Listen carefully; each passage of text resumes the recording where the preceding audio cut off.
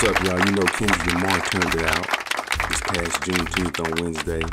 Let's get deep into Kendrick Lamar, man, and see what exactly is going on with the man with his book called Promise That You Will Sing About Me, which is a biography about Kendrick Lamar. Let's go ahead and get into it. I'm going to come back to my reaction. As men, generally, we speak to each other about sports, sex, music, movies, maybe politics, and that's it, I said. Sitting behind an enormous mixing board full of equalizer knobs and levels, he leaned back thoughtfully. I can't even answer that, he admitted. With all the good things my father has taught me, this is one of the things he taught me that he shouldn't have, that I can't really confide to him in an emotional way, you know? My brothers and I were taught not to really show those types of feelings as men, especially toward another man, because then you're vulnerable. It's crazy. Most men will go to a woman. 3 months back, Kendrick had just become engaged to Whitney Alford, his Centennial High School sweetheart. It's really about trust issues too, he continued. I still need to figure that out. Top Dog Entertainment General Manager Robert Reyes, known within the camp as Ret One, transported me from the Hollywood photography studio to the Santa Monica recording studio, caravanning close behind Kendrick. The Uber gods were responsible for my trip back to the Montrose Hotel in West Hollywood. Right before thumbing in my coordinates on the rideshare app, we hit a groove about South Africa. In early February 2014, he'd visited Johannesburg, Cape Town, and Durban for a trio of concerts, his first time on the continent. The trip influenced some of the rhythms and thematic breadth of To Pimp a Butterfly, as well as the Grammy-nominated soundtrack he'd later curate for Black Panther, the top-grossing film of 2018. The album closer, Mortal Man, referenced his visit to Robben Island and what he'd seen in the prison cell of the late Nelson Mandela. It was just an overwhelming feeling to me, like we were really home, he told me. That's why I called one of the tracks on the new album Mama, which symbolizes the motherland. When we watch certain commercials, we're shown the bad parts of Africa. That makes people born in the States feel like they shouldn't go there. Africa does have poverty-stricken areas, and I've seen that. But at the same time, we were never told that it's also one of the most beautiful places on earth, the land and the people. I thought about how much we stress about in America while those kids are enjoying life with no material possessions. Making parallels with my upbringing in the urban blighted Bronx during the 1970s and 80s with Kendrick's native Compton in the 1980s and 90s, I explained how living abroad expanded my sense of self. My personal journey took me to France, relocating to Paris for 7 years. Asking where would you go, his response was immediate. Where would I settle? If I left the States, I would go to Cape Town. Seriously. To Pimp a Butterfly marked a genuinely artistic left turn, a creative gamble the young MC won hands down. With 2012's more mainstream, Grammy Award-winning Good Kid, Mad City, #1 on Billboard's album chart, and its catchy singles, no one expected a follow-up like To Pimp a Butterfly.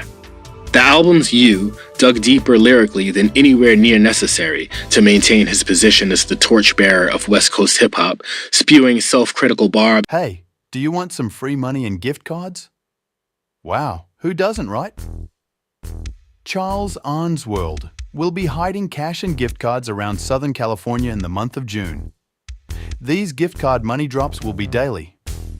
Want to get your hands on some? Subscribe to the channel to know when's the next money drop.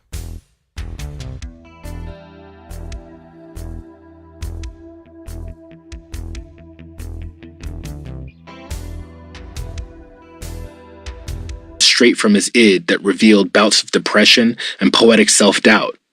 For Free, Interlude, produced by noted saxophonist Terrace Martin, featured bebop improvisation that sounded like an outtake from jazz legend Max Roach's 1971 album We Insist. Martin had his hands in 5 songs on Kendrick's 16-track album, joined by young lions like Thundercat, Kamasi Washington, Robert Glasper, and Flying Lotus. I already knew that, growing up, his parents had mainly exposed him to the soul of Marvin Gaye and the Isley Brothers, the street reportage of Tupac Shakur and NWA. Where'd the jazz come from? One of the producers was telling me I was already a jazz musician based on my cadence and how I put songs together, he answered. I was doing it without even knowing the history of jazz or studying those artists for years. When I asked him about being an old soul at 27, he agreed. I think it's just the blood of my ancestors. I've always been drawn to older people. I was always at the house parties, always in the older crowds, always around my uncles and my parents. I even carried myself a little differently around the kids I played with. When I was probably 9 years old, I played football with kids that were around 16. He was also the rare tweener on his block watching Asian action movies from the 1970s, like Master of the Flying Guillotine and Five Deadly Venoms, and the area's raunchy blaxploitation films by comedian Dolomite. A moratorium on discussing Kendrick Lamar's verse on the Big Sean single Control was baked into the interview ground rules handed down from Top Dog Entertainment president Dave Free even before I'd flown in from New York City. By then, he was tired of talking about his instantly infamous 3-minute harangue from 2013, targeting 11 different rappers, including Big Sean himself. I'm usually homeboys with the same niggas I'm rhyming with. So anyway, that is Promise That You Will Sing About Me by Kendrick Lamar. That's his biography. Go ahead and check it. It's actually really good, man. It's on Audible if y'all want to check it out. I think people are saying that situation he had on June 19th of 2024 at the Forum, I feel bad. I got to start getting out more. I thought about going, but I think tickets sold out. I think tickets sold out right when they came out, though, if I ain't mistaken. I should have got me. I seen it. Somebody sent me the link too, and I could have got some tickets, but procrastinating, and I missed out on a monumental moment. To see that in person, you know what I'm saying, would have been dope. I never really seen him perform in concert before, you know what I'm saying, Kendrick Lamar. So that'd have been dope to see him perform, especially that whole but you know what, though, to be honest with you, I kind of want to see him after this Drake beef. I would want to see him maybe come out with like another album after this Drake beef, and then have that, you know what I'm saying, then see him after that album drops and then he starts going on tour. I would want to go see him then, you know what I'm saying, because he'll have that new album that's going to be hitting, plus he'll have the They Ain't Like Us, and then he'll have his other catalog mixed in. I think this particular concert, the whole Drake beef was so prevalent that he pretty much fixated on that, even though he did a couple of, from what I heard and what I seen, did a couple of his songs here and there. He pretty much spent most of his concert doing They Not Like Us, which he did. People say he did it like 6 times. So it's like, it was surrounded around that, you know what I'm saying? And, mixed in the Juneteenth stuff and Unity. He mixed that in, Kendrick kind of has that aura about him to bring people together, you know what I'm saying? He's seen the street, but he's not seen the street, which is, that's you know what I'm saying, that's hard to do, to be street but yet still have he's like right in the middle of kind of like Kanye nerd type genius, but yet he's street, and it's like that, you know what I'm saying, like street dudes be bumping Kendrick, you see what I'm saying, like, but nothing about him is street. But he has a, you know what I'm saying? It's weird. Anyway, what y'all think about this book, man, audio book? Let me know in the comments. Subscribe to Charles and Asbury. Appreciate it. Looking for a professional photographer for your next big event? Need video of your special day? Then look no further. For $100 an hour, have a professional photographer or videographer shoot your wedding, birthday party, quinceañera, bar mitzvah or bat mitzvah, anniversary party, or whatever your special occasion may be. Highlight your event with professional, crisp photos and video. Check out Charles Arness Photography on Instagram, as well as book us for your next event. Must live in the Southern California area. It's your boy Charles Arnaz World, just checking in. Hope you guys are having a good evening. We are getting ready to delve into another book audio reaction. Let's go ahead and play it, and I'm gonna come back with my reaction. Appreciate it, guys.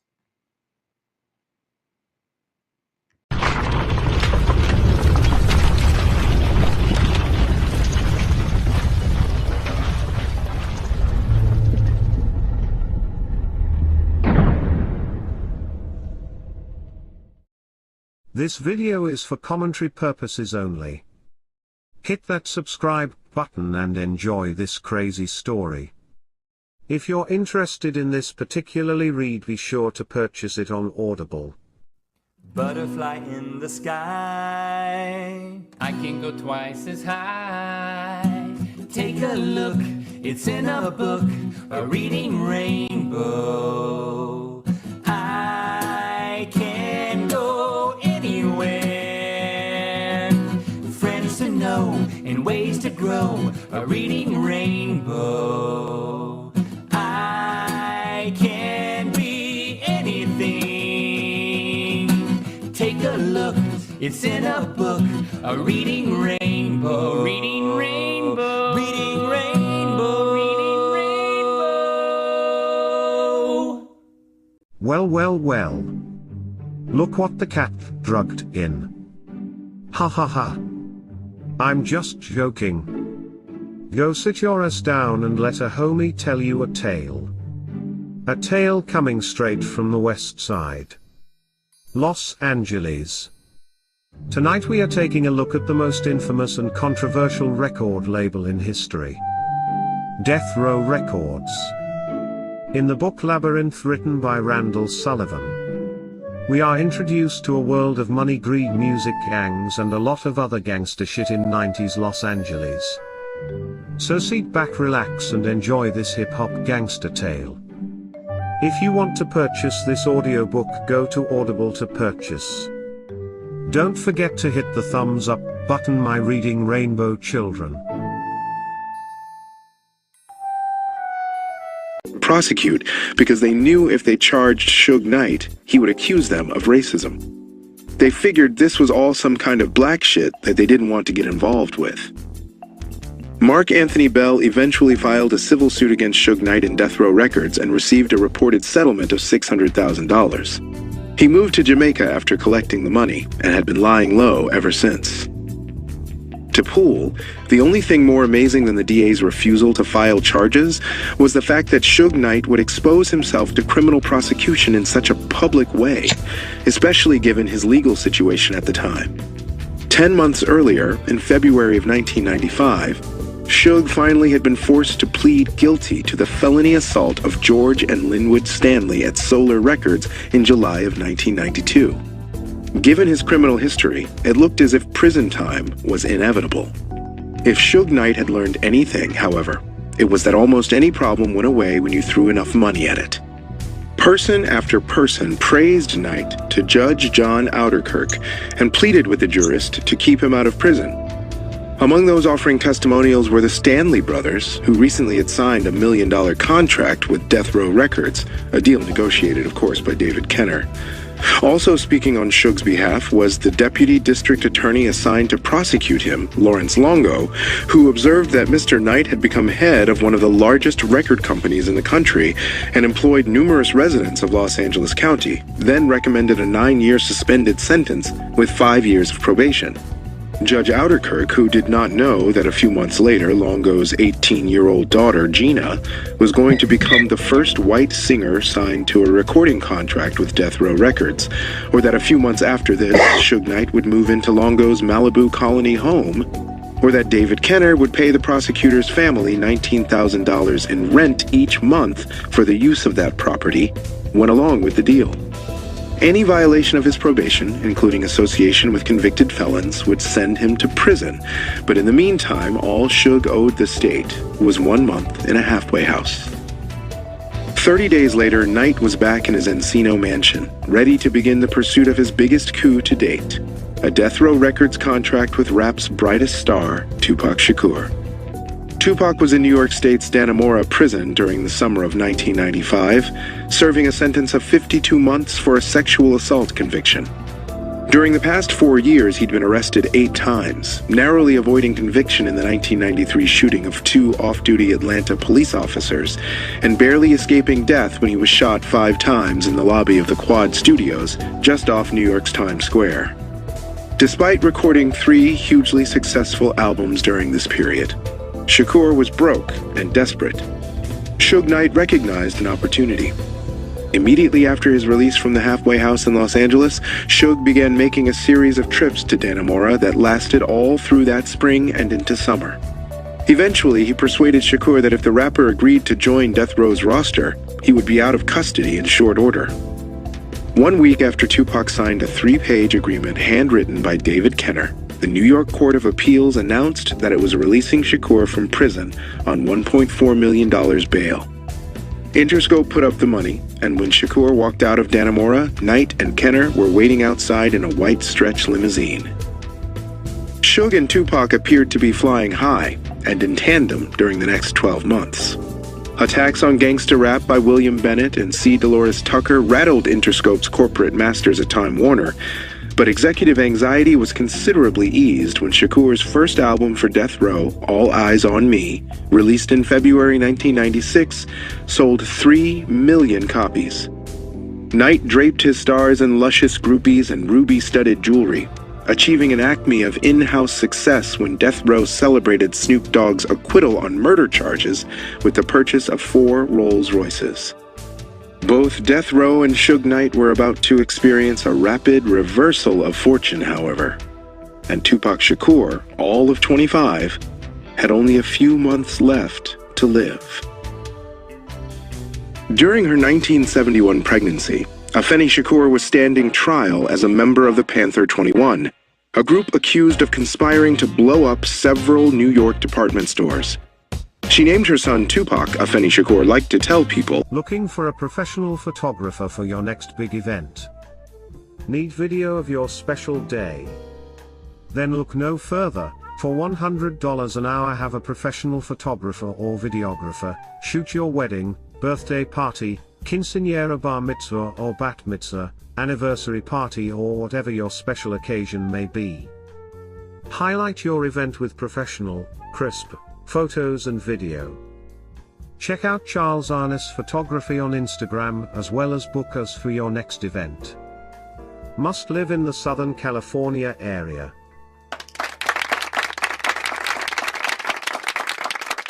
For the last Inca chief to be murdered by the Spanish conquistadors.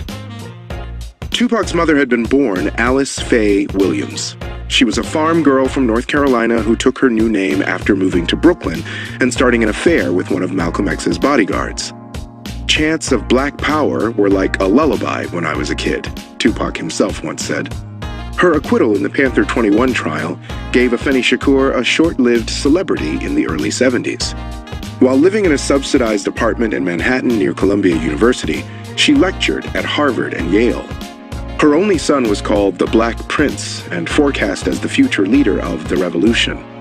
By the late 70s, though, as the epoch of radical chic passed, Afeni and her son were reduced to living on welfare in the South Bronx, while many adult members of Tupac's Black Panther family were either behind bars or on the run. Tupac's godfather, Elmer Geronimo Pratt, was convicted in 1968 of murdering a schoolteacher during a robbery in Santa Monica and sentenced to life in prison. The boy's aunt, Assata Shakur, Joanne Chesimard, was found guilty in 1977 of murdering a New Jersey state trooper, though she did manage to break out of prison 2 years later and flee to Cuba. Tupac's stepfather, Mutulu Shakur, was found guilty of conspiring in that prison escape, as well as in the attempted robbery of a Brinks armored car in which 2 police officers and a guard were killed. Tupac was never certain about his father's identity. Afeni had been married to Black Panther activist Lumumba Shakur when she became pregnant, but told her son that his father was either a Harlem drug dealer who answered to Legs or another Panther Party member, Billy Garland. Garland claimed paternity, but Tupac reaped little benefit from this. He rarely saw the man, who never amounted to much anyway. Garland was a far better choice than Legs, however, who re-entered Tupac's life when the boy was about 12 and stayed around just long enough to turn Afeni into a crack addict. Afeni and her 2 children, Tupac had a younger sister named Sekiwa, moved to Baltimore in 1984 when Legs was arrested for credit card fraud. The man died of a drug-induced heart attack a short time later. Legs' death fucked Tupac up, Afeni once told an interviewer. It was 3 months before he cried. After he did, he told me, "I miss my daddy." I remember crying all the time, Tupac told an interviewer about his early childhood. My major thing growing up was that I just couldn't fit in. Baltimore would be good to the boy, though. His mother enrolled him in the city's School for the Arts, where he studied ballet, poetry, jazz, and acting. He performed in Shakespearean plays and played the Mouse King in The Nutcracker. The teenager who had been teased about his slight build and effeminate features in New York would say that he finally felt in touch with himself during his time at the School for the Arts. I was starting to feel like I really wanted to be an artist, Tupac explained. I was fucking white girls. The idyll ended when Tupac moved to California in 1988 to escape the squalor and poverty of a home where his mother smoked a crack pipe, all during her third pregnancy. His new residence was in Marin City, an isolated ghetto in a geographic depression surrounded by rolling hills where white people with money had created a quasi-rustic suburbia. He didn't fit in with the black kids he met in California, Tupac said. I dressed like a hippie. I couldn't play basketball. I was the target for street gangs. They used to jump me. I thought I was weird because I was writing poetry and I hated myself. I used to keep it a secret. I was really a nerd. Tupac's self-esteem was considerably enhanced in 1990, however, when he got a job as a dancer with the rap group Digital Underground. Only 1 year later, executives at Interscope heard a demo tape Tupac had made and signed him to a recording contract of his own. The young rapper's 1991 album, Tupacalypse Now, sold 500,000 copies, thanks in part to Vice President Dan Quayle, who declared that Tupac's tales of young black men in pitched battle with the pigs who invaded their neighborhoods had no place in our society. Tupac had started a film career that same year, landing a part in Juice, even before his first album was recorded. When he moved to Los Angeles in 1992, however, Shakur immediately became absorbed in the gang culture of Crips and Bloods. In part, he was doing what artists and writers always do, sponging up stories, characters, and attitudes he could use in his songs. The young men who controlled the streets of Compton and South Central LA, however, placed an unusually high premium on authenticity. The only options they gave anyone, even visiting rap stars, were hard or soft, gangsta or punk. Either have the heart of a killer or expect to be treated like any other sucker. Fair game for anyone who was bad enough to take the watch off your wrist or the money from your pocket. At 5'8" and 150 pounds, with fine, soft features and eyes that just wouldn't go dead, Tupac scared absolutely nobody. At least, not until he bought his first pistol and began practicing with it at local firing ranges. He started lifting weights, too, and began to cover his torso with tattoos. The most famous being the huge letters that spelled out "Thug Life" across his solar plexus, with the image of an assault rifle etched into his flesh above it. Tupac's first major brush with the law made headlines that summer, when he went home to attend the celebration of Marin City's 50th anniversary and got into a shouting match with some young men from the neighborhood that did not end until shots were fired and a 6-year-old boy was killed by a bullet to the head. Tupac's half-brother was arrested for murder, only to be released because of insufficient evidence. But all that most people remembered were headlines with the name Shakur in them. Hey, do you want some free money and gift cards? Wow, who doesn't, right? Charles Arnsworld will be hiding cash and gift cards around Southern California in the month of June. These gift card money drops will be daily. Want to get your hands on some? Subscribe to the channel to know when's the next money drop.